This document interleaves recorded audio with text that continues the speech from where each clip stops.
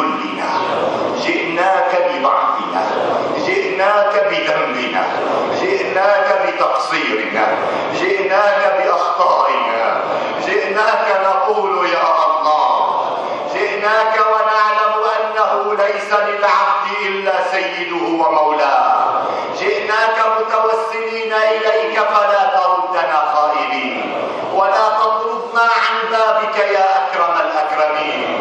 إنا ضعفاء فقونا، إنا أذلاء فأعزنا، إنا فقراء فأغننا، إنا مظلومون فانتصر، إنا مقهورون فانتصر، إنا ليس لنا إلاك وليس للشام إلا أنت فكن معنا يا الله، كن معنا ولا تكن علينا، إلى غيرك لا تكلنا، إلى شياطيننا لا تكلنا، إلى أنفسنا الأمارة بالسوء لا تكلنا، لا تسلط علينا بذنوبنا من لا يخافك ولا يرحمنا، إلى غيرك لا تكلنا، نلقاك وأنت راض عنا يا أكرم من سئل وأجود من أعطى، يا ذا الجلال والإكرام، يا ذا الجلال والإكرام، يا ذا الجلال والإكرام. تب علينا حتى نتوب، تب على كل غيور في وطننا حتى يتوب،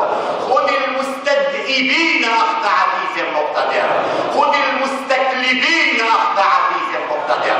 اللهم اهدنا بهداه، اللهم تب علينا توبة نصوحا، اجعلنا متحابين متآلفين فيما بيننا.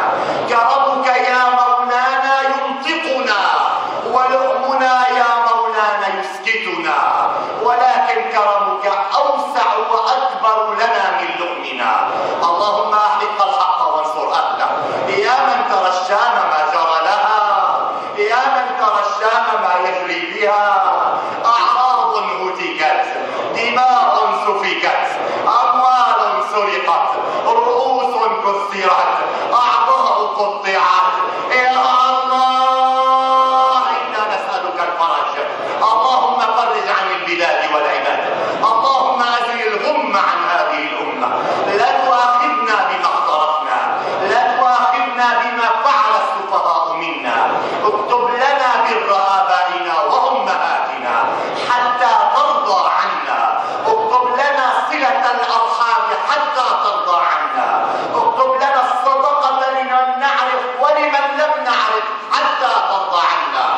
اللهم أحق الحق وانصر أهله، وأزهق الباطل وأذل أهله، وألهمنا رشدنا وأعذنا من شرور أنفسنا، ول علينا خيارنا لا تول علينا شرارنا.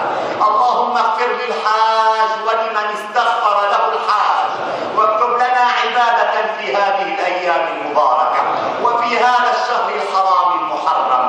اللهم قد صوح النبت فاسقه شربة هنية من سحائبك، إنا في ترجي مواهبك، ننتظر فرجا منك من حيث لا ندري. يا من أمرك بين الكاف والنون، إذا أردت شيئا أن تقول له كن فيكون.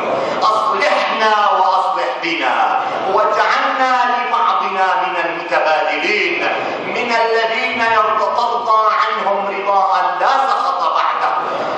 ربنا آتنا في الدنيا حسنة وفي الآخرة حسنة وقنا عذاب النار، وأسبل علينا قولك العزيز فالله خير حافظا.